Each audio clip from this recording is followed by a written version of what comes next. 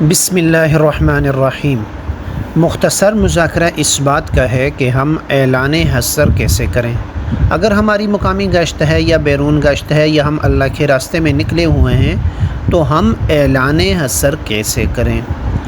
حضرات فرماتے ہیں کہ اب اعلان کا وقت ختم ہو گیا، اب تو اللہ تعالیٰ نے ساری دنیا میں اس پیغام کو پہنچا دیا، اب سارے کے سارے مسلمانوں کو دعوت دینے کی ضرورت ہے۔ اب یہ جو دعوت ہے یہ ایک مکمل دعوت ہے۔ اب بیان میں تو کوئی بیٹھے گا لیکن اعلان سب سنیں گے، اور ہمارا اعلان اس طرح ہو کہ ہم جہاں پر کھڑے ہوں امام صاحب کے قریب دائیں یا بائیں طرف کھڑے ہوں، جہاں پر ہماری آواز مناسب انداز میں سارے نمازیوں تک پہنچ سکے۔ ایسا نہ ہو کہ ہم اعلان کریں اور اعلان کے بعد یہ پتہ چل رہا ہو کہ جی لوگ یہ سوچ رہے ہوں کہ کوئی چندے کا اعلان تھا اور ہم جو ہے اب چندہ کس کو دیں، چندے والا کوئی نظر نہیں آ رہا ہے۔ تو اس لیے اعلان سے مراد دعوت ہے اور پوری دعوت ہے۔ سب سے پہلے اس بات کی دعوت ہو کہ اللہ پاک نے کامیابی دین میں رکھی ہے۔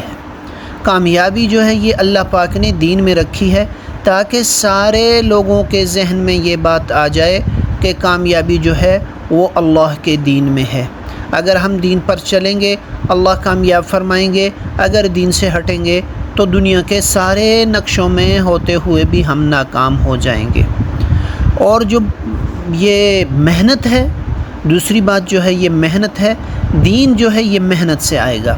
کون سی محنت؟ وہ محنت جو اللہ کے نبی صلی اللہ علیہ وسلم کی طرز پر کی جائے گی، اس محنت سے دین زندگیوں میں آئے گا۔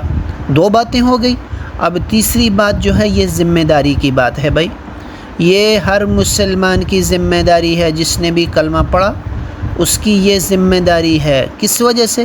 ختم نبوت کی برکت سے۔ میرے بھائیو، ختم نبوت کی برکت کے الفاظ استعمال کریں، صدقے کے بجائے برکت کے الفاظ استعمال کیے جائیں کہ ختم نبوت کی برکت سے اللہ پاک نے یہ کام ہم سب کے ذمے لگایا ہے۔ قیامت تک آنے والا ہر مسلمان اس کام کا ذمہ دار ہے۔ اب دعا کے بعد اسی دین کی محنت کے بارے میں بات ہوگی۔ سب حضرات تشریف رکھیں، انشاءاللہ بڑا فائدہ ہوگا۔ یہ مختصر مذاکرہ اعلان حصر کا مذاکرہ ہے، اس کو خوب سمجھ لیں، ان باتوں کو خوب سمجھ لیں۔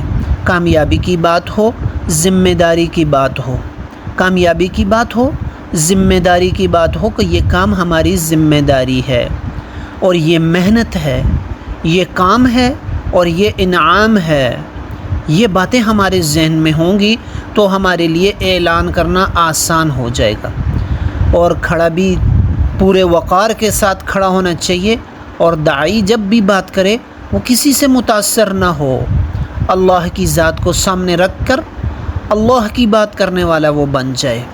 تو اس کے لیے انشاءاللہ میں خود بھی اس دین کے کام کو مقصد بنا کر کرنے کی کوشش کروں گا، آپ حضرات بھی کوشش فرمائیں۔